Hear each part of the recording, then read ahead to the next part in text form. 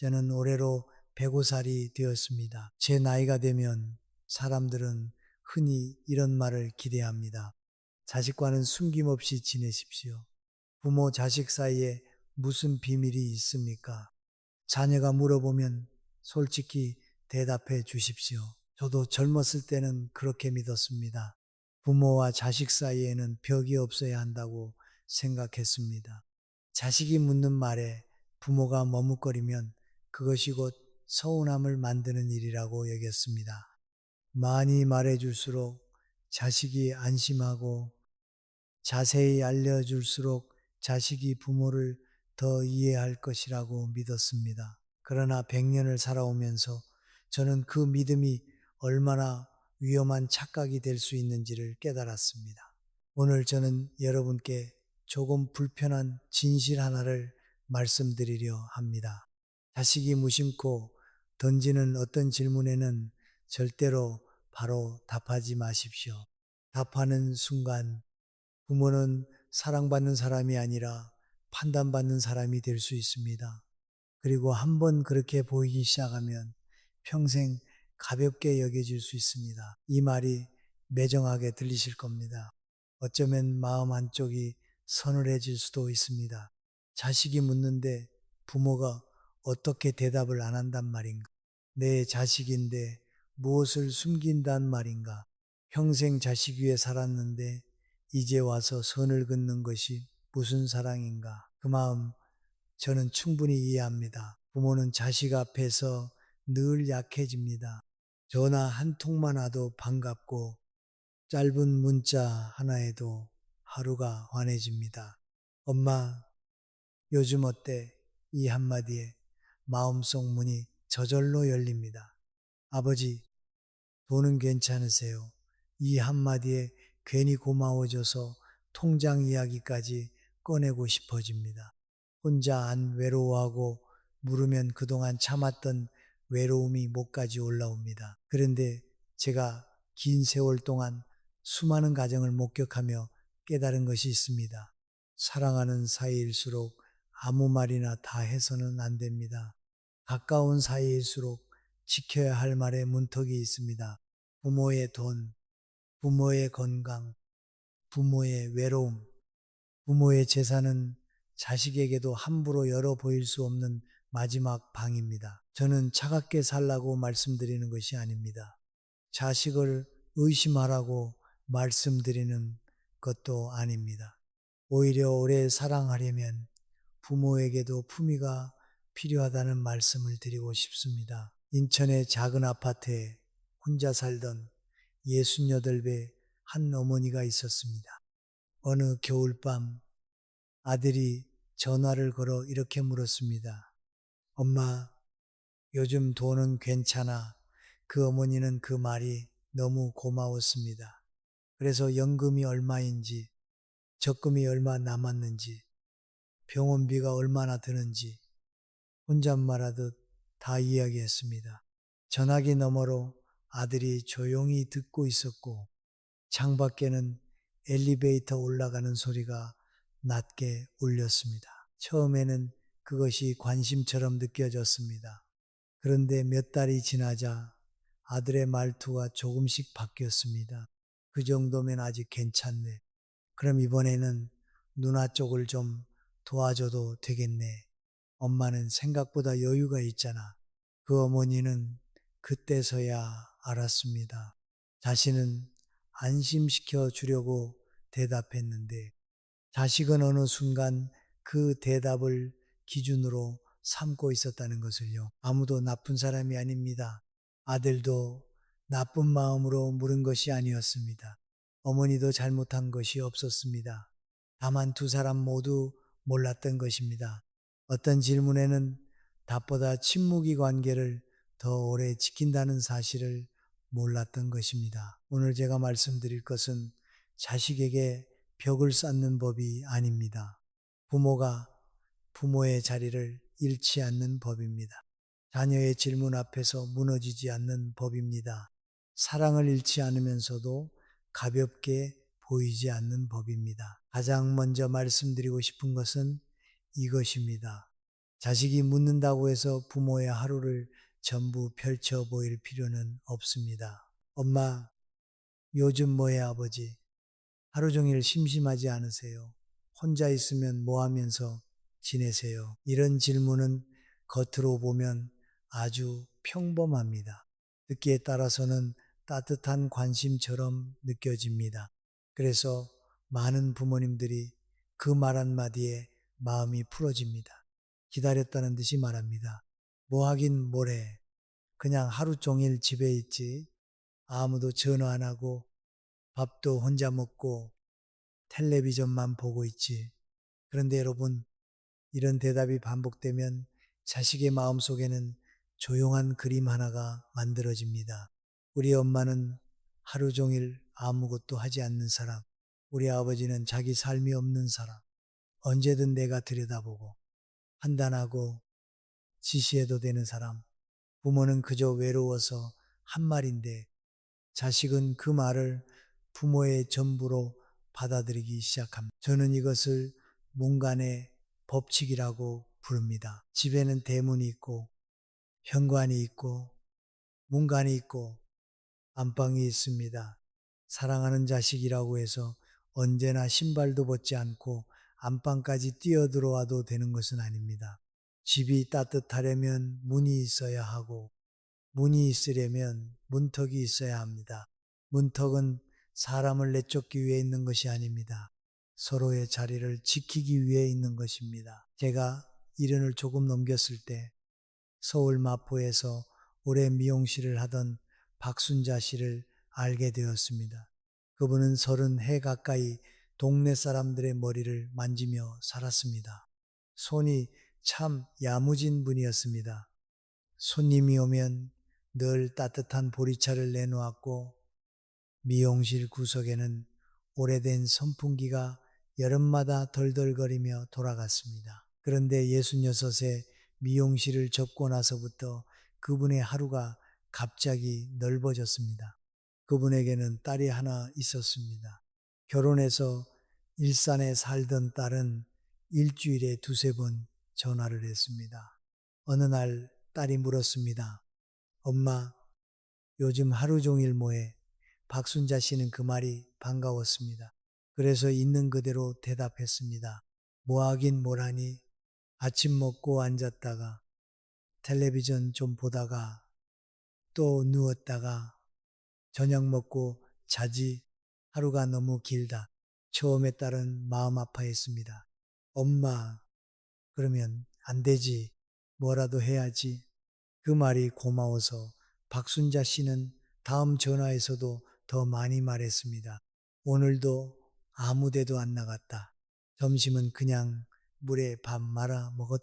부엌 식탁 위에는 늘 반쯤 식은 보리차 한 컵이 놓여 있었고 그 컵 옆에는 전화를 기다리다 접어둔 손수건이 있었습니다. 그런데 1년쯤 지나자 딸의 말투가 달라졌습니다. 처음에는 걱정이었습니다. 그 다음은 조언이었습니다. 그 다음은 짜증이었습니다.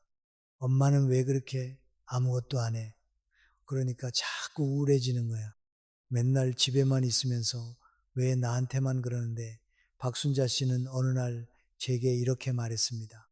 선생님, 저는 그냥 딸이 물어봐서 대답했을 뿐인데 어느 순간 제가 한심한 사람이 된 것 같았습니다. 그 어머니가 잘못한 것은 아무것도 없었습니다. 딸도 처음부터 어머니를 무시하려고 한 것이 아니었습니다. 아무도 나쁜 사람이 아닙니다. 그러나 아무도 편안하지 않았습니다. 왜 이런 일이 생길까요? 사람의 마음은 반복해서 들은 이야기를 그 사람의 전체 모습으로 착각합니다. 어머니가 외로운 이야기를 한 번 하면 딸은 걱정합니다. 2번 하면 마음이 쓰입니다. 3번 하면 부담이 됩니다. 4번, 5번 반복되면 딸은 더 이상 어머니를 따뜻한 어른으로 보지 못하고 해결해야 할 문제처럼 바라보기 시작합니다. 그러니 저는 여러분께 외롭지 않은 척하라고 말씀드리는 것이 아닙니다. 다만 자식에게 내 하루를 말할 때 나를 너무 초라한 사람으로만 만들지 말라는 것입니다. 요즘 뭐 해? 하고 물으면 이렇게 말해도 좋습니다. 아침에 조금 걸었다. 오늘은 된장찌개를 끓였는데 맛이 괜찮더라. 동네 꽃집 앞에 국화가 예쁘게 피었더라. 아주 작은 일이라도 괜찮습니다. 그 작은 말이 자식에게 이런 신호를 줍니다. 우리 어머니는 아직 자기 하루를 살고 계시구나. 우리 아버지는 혼자 있어도 무너진 사람이 아니구나. 제가 30살 무렵에는 가까운 사이라면 마음을 다 보여주는 것이 좋은 일이라고 믿었습니다. 숨기는 것이 없을수록 사랑이 깊어진다고 생각했습니다. 그러나 105살이 된 지금 저는 압니다. 사람과 사람 사이에는 사랑하기 때문에 지켜야 할 문턱이 있습니다. 그 문턱을 없애면 가까워지는 것이 아니라 오히려 서로의 발이 다치기 쉽습니다. 문턱은 품위입니다. 그런데 자식의 질문이 조금 더 깊이 들어오면 부모의 하루가 아니라 부모의 형편을 묻기 시작합니다. 엄마, 돈은 괜찮아, 아버지. 연금은 얼마나 나오세요? 모아둔 돈은 좀 있으세요? 이 질문을 들으면 많은 부모님들이 마음이 약해집니다. 자식이 내 형편을 걱정해 주는구나. 내가 늙어가는 것을 그래도 살피고 있구나. 그래서 자세히 대답합니다. 연금이 얼마인지, 적금이 얼마 남았는지, 병원비가 얼마나 나가는지, 통장에 얼마쯤 있는지까지 말해버립니다. 저는 돈 이야기를 절대로 하지 말라고 말씀드리는 것이 아닙니다. 부모가 갑자기 쓰러졌을 때 자식이 알아야 할 것도 있습니다.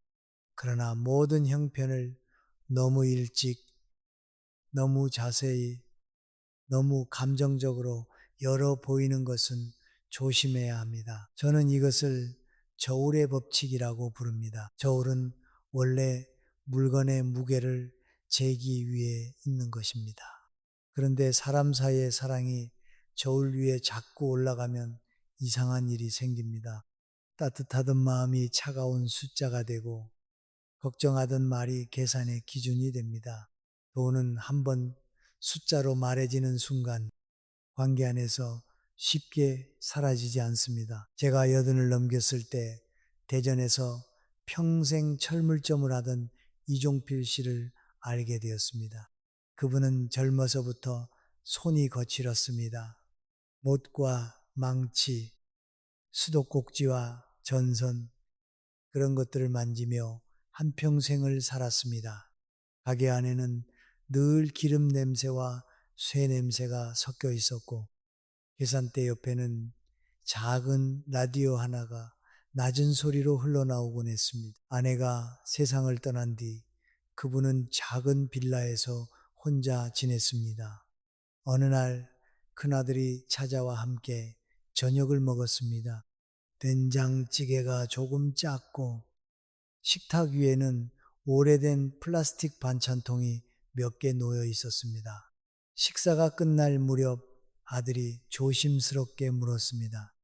아버지, 연금이랑 모아둔 돈은 얼마나 돼요? 이종필 씨는 그 말이 싫지 않았습니다. 오히려 고마웠습니다. 자식이 드디어 내 노후를 걱정해 주는구나 싶었습니다. 그래서 국민연금이 얼마이고 가게 팔고 남은 돈이 얼마이며 적금이 언제 만기이고 병원비로 얼마쯤 남겨두었는지까지 말했습니다. 그런데 몇 달 뒤부터 말의 방향이 조금씩 달라졌습니다. 아버지, 그 정도 있으면 이번에 손자 학원비 좀 도와주셔도 되잖아요. 어차피 혼자 사시는데 생활비가 그렇게 많이 들지는 않잖아요. 아버지는 생각보다 여유가 있으시네요. 처음에는 서운하지 않으려고 했습니다. 손자 일이니 도와줄 수 있다고 생각했습니다. 그러나 한 번 돕고 나니 다음에는 더 자연스럽게 부탁이 들어왔습니다. 이상한 것은 돈을 주는 일보다 아들의 말 속에서 아버지의 돈이 이미 가족 모두가 알고 있는 자원처럼 취급되기 시작했다는 점이었습니다. 어느 날 이종필 씨가 제게 말했습니다. 선생님, 제가 괜히 다 말한 것 같습니다. 그때는 안심시키려고 말했는데 지금은 제 통장이 제 것이 아닌 것처럼 느껴집니다. 아들도 나쁜 사람이 아니었습니다. 처음 질문은 분명 걱정이었을 것입니다. 아버지도 잘못한 것이 없었습니다. 자식 앞에서 숨기고 싶지 않았을 뿐입니다. 아무도 나쁜 사람이 아닙니다. 그러나 돈이라는 숫자가 관계 안으로 들어오면 선한 마음도 쉽게 흔들립니다. 사람은 알게 된 숫자를 잊지 못합니다. 부모가 한 달에 이만큼 들어온다고 말하면 자식은 그것을 정보로만 듣지 않습니다. 어느 순간 그것은 기준이 됩니다. 그 정도면 괜찮겠네. 그 정도면 조금 도와줘도 되겠네. 그 정도면 굳이 내가 신경 쓰지 않아도 되겠네. 말한 사람은 한 번 말했을 뿐인데 들은 사람의 마음 속에서는 그 숫자가 오래남아 판단의 자가 됩니다. 주는 것이 반복되면 받는 사람의 기준선이 올라갑니다. 처음 받을 때는 감사합니다. 두 번째 받을 때는 익숙해집니다. 세 번째 받을 때는 당연해집니다. 그리고 네 번째 거절하면 서운해합니다. 이것은 자식이 나빠서만이 아닙니다. 인간은 반복된 배려에 적응합니다. 제가 30살 무렵에는 부모, 자식 사이에 돈 이야기도 투명할수록 좋다고 믿었습니다. 그러나 105살이 된 지금 저는 압니다. 돈에는 투명함보다 질서가 먼저 필요합니다. 그러니 자식이 묻습니다. 엄마, 돈은 괜찮아. 그때 이렇게 대답하셔도 됩니다. 내 생활은 내가 감당할 만큼 준비하고 있다. 필요한 일이 생기면 그때 의논하마. 걱정해줘서 고맙지만 자세한 것은 내가 정리해두고 있다. 이 말은 차가운 말이 아닙니다. 부모의 자리를 지키는 말입니다. 저울은 차갑습니다. 돈의 형편을 다 말하는 것도 조심해야 하지만 부모의 마음을 더 깊이 흔드는 질문이 있습니다. 엄마, 몸은 괜찮아, 아버지? 혼자 안 무서우세요? 요즘 잠은 잘 주무세요? 이 질문을 받으면 부모의 마음은 쉽게 무너집니다. 돈 이야기는 그래도 조금 조심할 수 있습니다. 그러나 몸이 아픈 이야기는 참기가 어렵습니다. 외로운 이야기는 더 어렵습니다. 밤새 무릎이 쑤셨던 일, 새벽에 잠이 깨서 천장만 바라본 일, 밥을 차려놓고도 입맛이 없어 숟가락을 내려놓은 일, 그런 것들은 누가 한 번만 물어봐 줘도 쏟아져 나오기 쉽습니다. 저는 부모가 아픈 것을 숨기라고 말씀드리는 것이 아닙니다. 병이 있는데 말하지 말라는 것도 아닙니다. 자식이 알아야 할 건강 정보는 알려야 합니다. 그러나 아픔과 외로움을 매번 있는 그대로 끝없이 아무 여과 없이 말하는 것은 조심해야 합니다.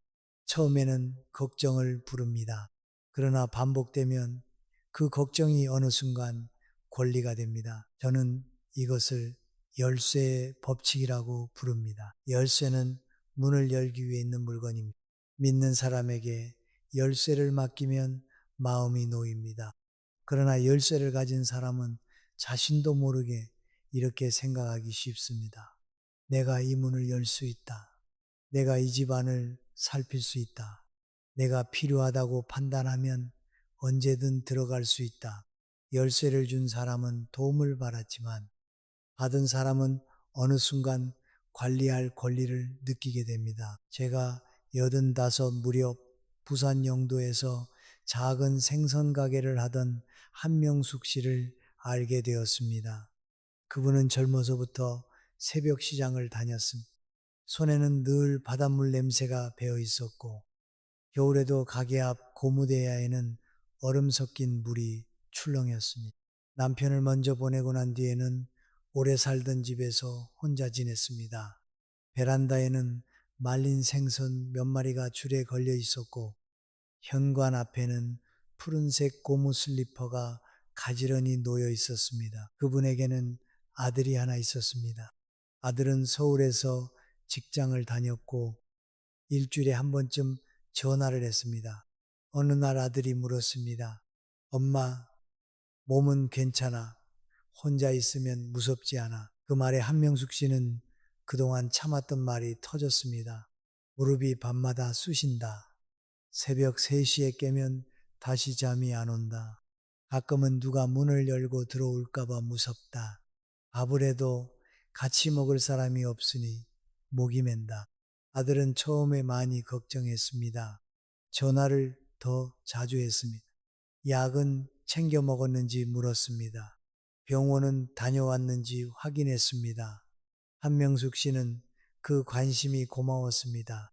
그래서 다음 전화에는 더 자세히 말했습니다. 어느 쪽 무릎이 더 아픈지, 밤에 몇 번이나 깼는지, 텔레비전을 켜놓고 자는 날이 얼마나 많은지까지 이야기했습니다. 그런데 반년쯤 지나자 이상한 일이 생겼습니다. 아들은 더 이상 묻는 사람이 아니라 결정하는 사람이 되었습니다. 엄마, 그 집에서 혼자 사는 건 위험해. 거실에 카메라 하나 달자. 약은 내가 확인할 수 있게 해. 엄마는 이제 혼자 판단하면 안 돼. 그 말들은 모두 걱정해서 나온 말이었습니다. 그러나 한명숙 씨는 점점 숨이 막혔습니다. 어느 날 그분이 제게 이렇게 말했습니다. 선생님, 아들이 저를 걱정하는 건 아는데요. 이제 제 집인데도 제가 손님이 된 것 같습니다. 그 어머니가 잘못한 것은 아무것도 없었습니다. 아들도 나쁜 마음으로 그런 것이 아니었습니다. 그는 어머니를 지키고 싶었을 것입니다. 아무도 나쁜 사람이 아닙니다. 그러나 사랑이 걱정이 되고 걱정이 통제가 되면 그 집안의 공기는 달라집니다. 사람의 몸은 거짓말을 하지 않습니다. 자식은 부모의 아픈 목소리를 들으면 얼굴이 굳습니다. 부모가 밤에 무섭다고 말하면 자식의 마음에는 불안이 생깁니다. 그 불안은 처음에는 따뜻한 관심으로 나타납니다. 그러나 오래 반복되면 자식은 그 불안을 견디기 위해 무엇인가를 통제하려 합니다. 부모는 이 지점을 알아야 합니다. 알려야 할 건강 정보와 쏟아내고 싶은 외로움은 다릅니다. 병원 진단은 알려야 하지만 매일 밤의 쓸쓸함을 전부 자식에게 맡길 수는 없습니다. 약 이름은 말할 수 있지만 내 삶의 모든 불안을 자식의 품에 던질 수는 없습니다. 제가 40살 무렵에는 가족이란 서로의 약함을 모두 받아주는 곳이라고 믿었습니다. 그러나 105살이 된 지금 저는 압니다. 약함도 문입니다. 열어야 할 때가 있고 닫아야 할 때가 있습니다.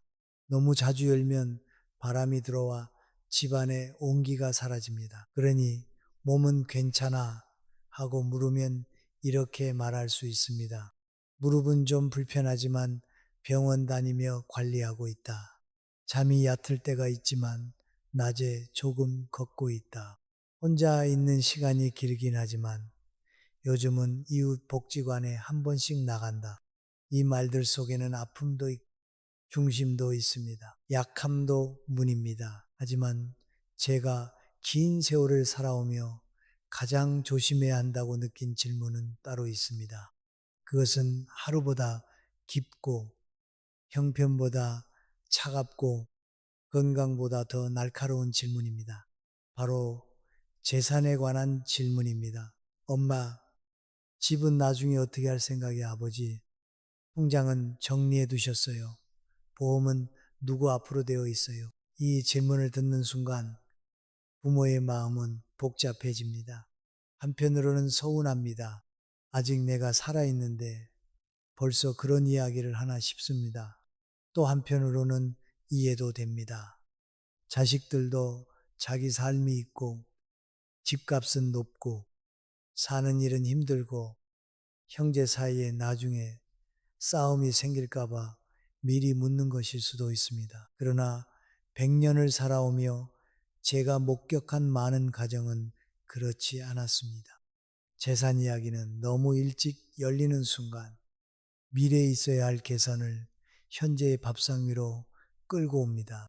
그때부터 자식의 방문, 전화, 병원 동행, 명절 인사까지도 묘한 색을 띠기 시작합니다. 저는 이것을 금고의 법칙이라고 부릅니다. 금고에는 자물쇠가 있습니다. 금고가 사람을 미워해서 잠겨 있는 것이 아닙니다. 그 안에 있는 것이 귀하기 때문에 때가 있고 순서가 있고 책임이 있기 때문에 잠겨 있는 것입니다. 아무 때나 열어 보이는 금고는 더 이상 금고가 아닙니다. 누구나 들여다보고 누구나 기대하고 누구나 자기 몫을 상상하는 상자가 됩니다. 제가 아흔을 바라보던 무렵 광주에서 40년 가까이 한복집을 하던 최영래 씨를 알게 되었습니다. 그분은 바느질이 참 고운 분이었습니다. 가게 안에는 늘 비단 냄새와 다림질한 첫 냄새가 섞여 있었습니다. 벽에는 색색의 한복 저고리가 걸려 있었고 창가에는 오래된 재봉틀 하나가 낮은 햇빛을 받고 있었습니다. 남편이 세상을 떠난 뒤 최영래 씨에게 남은 것은 작은 아파트 한 채와 평생 모은 돈 조금이었습니다. 어느 추석 저녁이었습니다. 송편 접시가 반쯤 비어 있었고 거실에는 손주들이 놀다 두고 간 장난감 자동차가 놓여 있었습니다. 그때 딸이 조심스럽게 물었습니다. 엄마, 집은 나중에 어떻게 할 생각이야? 최영래 씨는 순간 가슴이 내려앉았다고 했습니다. 그러나 딸의 얼굴이 나쁘지 않았습니다. 걱정스러운 얼굴이었습니다. 그래서 이렇게 말했습니다. 너희 남매 반씩 줄 생각이다. 싸우지 말고 사이좋게 나눠라. 그 말을 한 뒤 처음 며칠은 마음이 편했다고 합니다. 내가 미리 말했으니 아이들이 나중에 싸우지 않겠지. 내가 공평하게 말했으니 서운할 일이 없겠지. 그런데 시간이 지나면서 이상한 일이 생겼습니다. 병원에 모시고 가는 문제를 두고 아들이 말했습니다. 누나는 집 반받을 거면서 왜 병원은 내가 다 모셨다는 또 이렇게 말했습니다. 오빠는 가까이 살면서 엄마한테 더 받는 게 있잖아. 명절 선물 하나, 병원비 영수증 하나, 어머니 집에 들른 횟수 하나까지 말 속에서 계산되기 시작했습니다. 가장 아픈 날은 따로 있었습니다. 최영래 씨가 허리를 다쳐 며칠 누워 있을 때였습니다. 딸이 전화로 걱정을 하다가 끝에 이런 말을 했습니다. 엄마, 그래도 집 문제는 나중에 말 바꾸면 안 돼. 그 말을 들은 최영래 씨는 한참 동안 아무 대답도 못했다고 했습니다. 그날 밤 그분은 옷장 앞에 오래 앉아 있었습니다. 남편이 환갑 때 사 주었던 남색 비단 한복이 비닐에 쌓인 채 걸려 있었습니다. 한복 소매를 만지는데 갑자기 이런 생각이 들었다고 합니다. 나는 아직 살아있는데 아이들 마음 속에서는 벌써 내 뒤에 물건들이 움직이고 있구나. 그 자녀들이 모두 나쁜 사람이라고 말하고 싶지 않습니다. 살다 보면 자식들도 불안합니다. 집 한 채가 인생을 흔드는 시대입니다. 형제 사이에 손해보고 싶지 않은 마음도 생깁니다. 어머니 역시 잘못한 것이 아닙니다. 싸움을 막고 싶었을 뿐입니다. 아무도 악한 사람이 아닙니다. 그러나 재산 이야기는 선한 사람의 마음속에서도 잠자던 계산을 깨웁니다. 물론 정리는 필요합니다. 저는 재산을 아무렇게나 두고 세상을 떠나라는 말씀이 아닙니다. 오히려 더 질서 있게 준비해야 합니다. 위원장도 필요할 수 있고 법률 상담도 필요할 수 있습니다. 통장과 보험과 집문서가 어디 있는지 믿을 만한 방식으로 정리해 둘 필요도 있습니다. 그러나 정리하는 것과 아무 때나 말하는 것은 다릅니다. 제가 30살 무렵에는 부모가 살아있을 때 모든 것을 분명히 말해주면 자식들이 싸우지 않을 것이라고 믿었습니다. 그러나 105살이 된 지금 저는 압니다. 재산에는 말보다 절차가 먼저입니다. 감정보다 문서가 먼저이고 즉흥보다 숙고가 먼저입니다. 사랑한다고 해서 금고를 식탁 위에 올려놓아서는 안 됩니다. 그러면 자식이 묻습니다. 엄마, 집은 나중에 어떻게 할 생각이야? 그때 이렇게 말하셔도 됩니다. 그 문제는 내가 차분히 정리해두고 필요한 때에 말하겠다.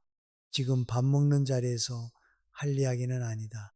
걱정하는 마음은 알지만 내 살아있는 동안 내 생활을 먼저 지키는 것이 맞다. 금고는 질서입니다. 이제 마지막 이야기를 해야겠습니다. 자식의 질문에 답하지 않는 힘은 돈에서만 나오지 않습니다. 재산이 많아서 생기는 것도 아닙니다. 그것은 부모가 자기 삶을 가지고 있을 때 생깁니다. 자식이 묻습니다. 엄마, 외롭지 않아 아버지? 우리 없으면 무슨 재미로 사세요? 이 질문 앞에서 부모가 너희밖에 없다고 대답하는 순간 자식은 무거워집니다. 나는 너희만 기다린다고 말하는 순간 사랑은 따뜻함이 아니라 책임이 됩니다. 저는 이것을 등불의 법칙이라고 부릅니다. 등불은 길 가는 사람을 따라 뛰어가지 않습니다. 등불은 자기 자리에 서서 조용히 빛을 냅니다. 지나가는 사람이 가까이 오면 길을 비추고 멀어지면 그대로 자기 자리를 지킵니다. 등불이 사람을 붙잡으려고 흔들리기 시작하면 오히려 빛은 흐려집니다. 그러나 자기 자리에 서 있는 등불은 멀리 있는 사람에게도 방향이 됩니다. 제가 92이 되었을 때 춘천에서 초등학교 교사로 은퇴한 윤정희 씨를 만난 적이 있습니다. 그분은 평생 아이들에게 글씨 쓰는 법을 가르쳤습니다. 은퇴 뒤에는 남편을 먼저 보내고 작은 아파트에서 혼자 살았습니다.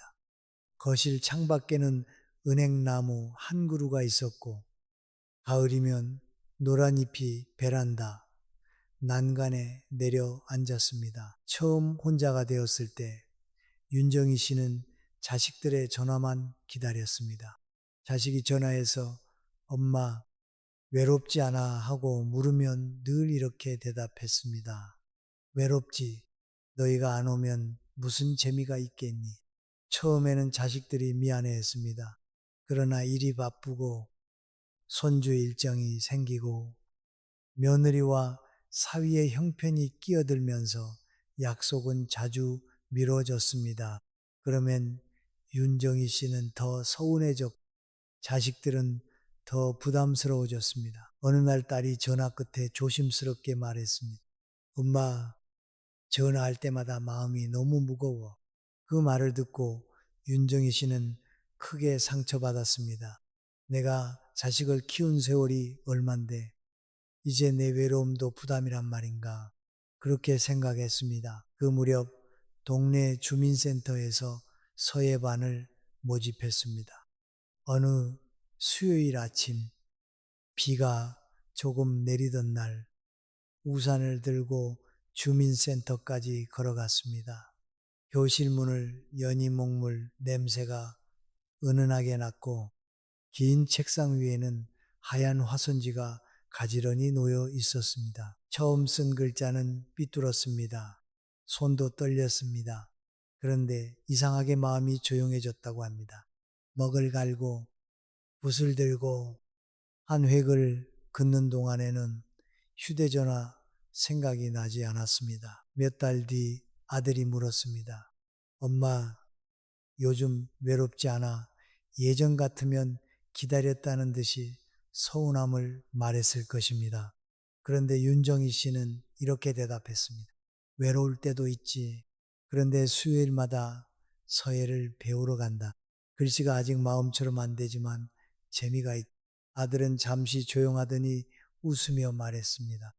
엄마, 멋있네. 나중에 한 장 써주세요. 그 뒤로 자식들의 전화가 갑자기 많아진 것은 아니었습니다. 그러나 말의 공기가 달라졌습니다.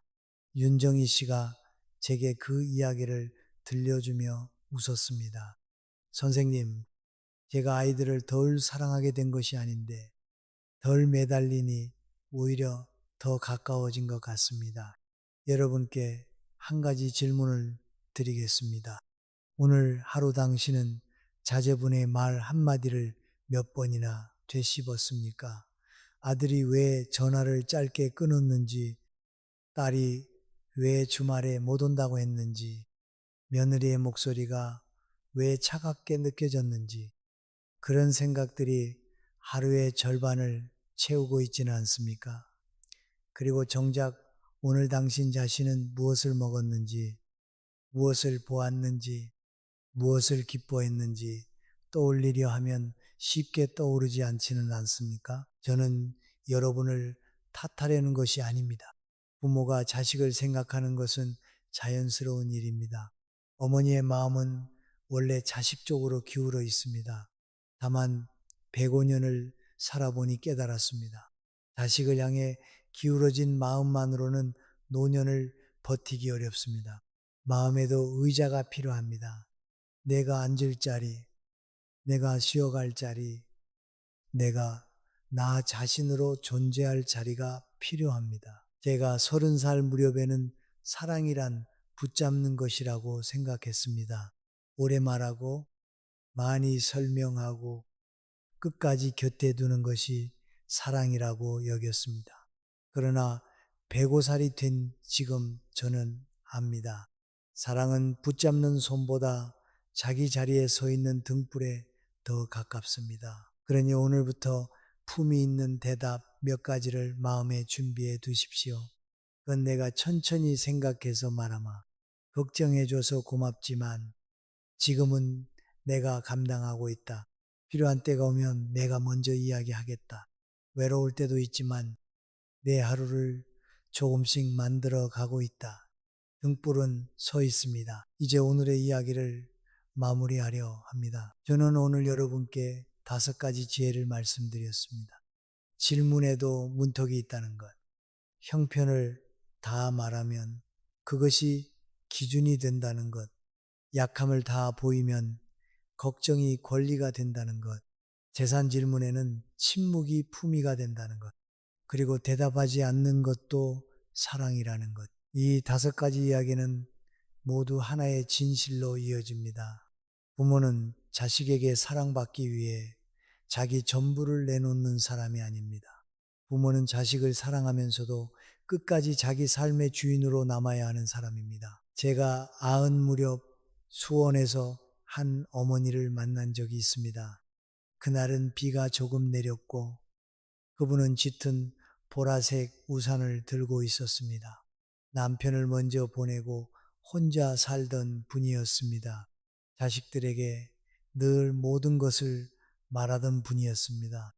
돈 걱정도 말하고 몸 아픈 것도 말하고 외로운 것도 말하고 집을 어떻게 나눌지도 미리 말했습니다. 처음에는 자식들이 자주 찾아왔습니다. 그러나 시간이 갈수록 그 방문에는 걱정보다 점검이 많아졌고 대화에는 안부보다 확인이 많아졌습니다. 어느 날 그분은 제게 이렇게 말했습니다.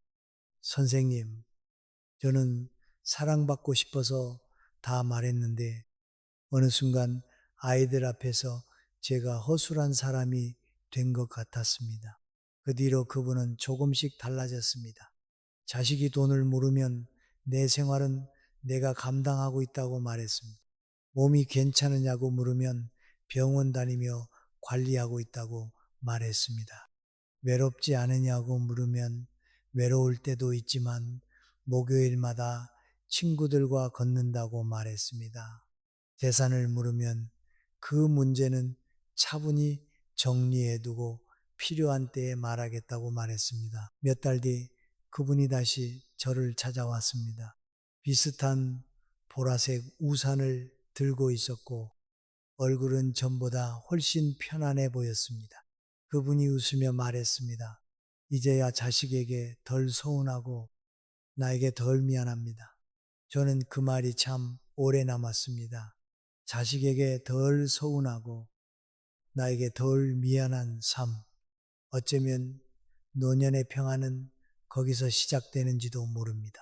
여러분, 오늘 제가 드린 말씀이 혹시 마음을 아프게 했다면 용서해 주십시오. 저는 여러분을 꾸짖으려고 이 이야기를 한 것이 아닙니다.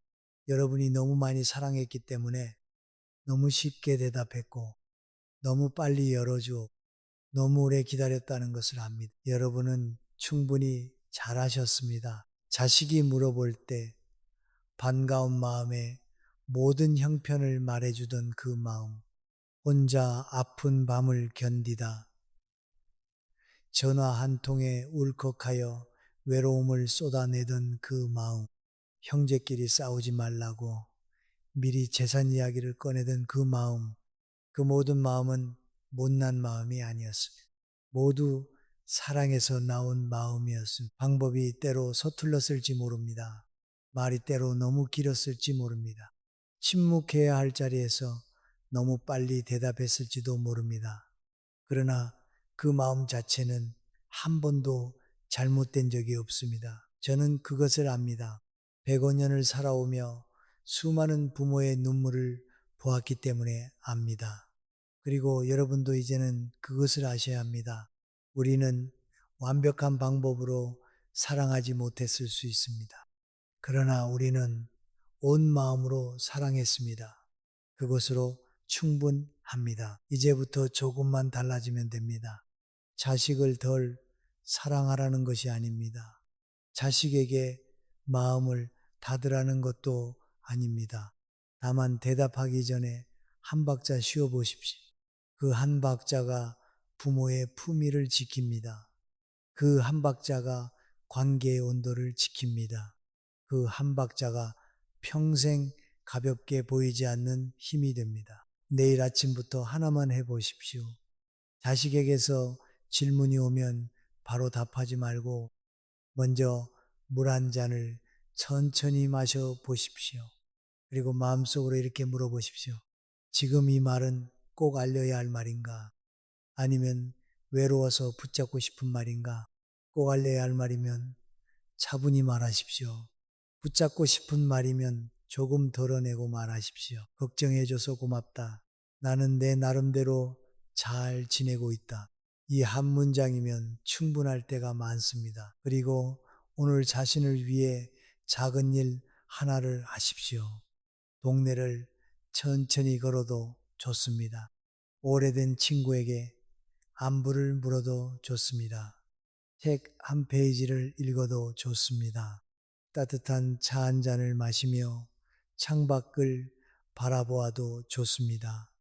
자식의 질문에 흔들리지 않는 힘은 거창한 결심에서 오지 않습니다. 오늘 내 하루를 내가 조금이라도 살아냈다는 조용한 느낌에서 옵니다. 100년을 살아보니 품이 있는 부모는 큰 소리치는 부모가 아니었습니다. 모든 것을 숨기는 부모도 아니었습니다. 사랑하되 서두르지 않고 말하되 다 쏟아내지 않으며 주되 자기 삶의 기둥을 무너뜨리지 않는 부모였습니다. 그러니 이제 너무 미안해하지 마십시오. 너무 서운해하지도 마십시오.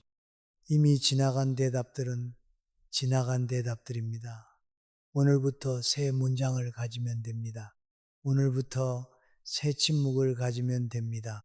오늘부터 새 하루를 가지면 됩니다. 품위는 사랑입니다. 저는 김영석입니다. 105년을 살았고 아직도 매일 아침 걷습니다. 오늘도 여러분과 함께 할 수 있어 감사했습니다.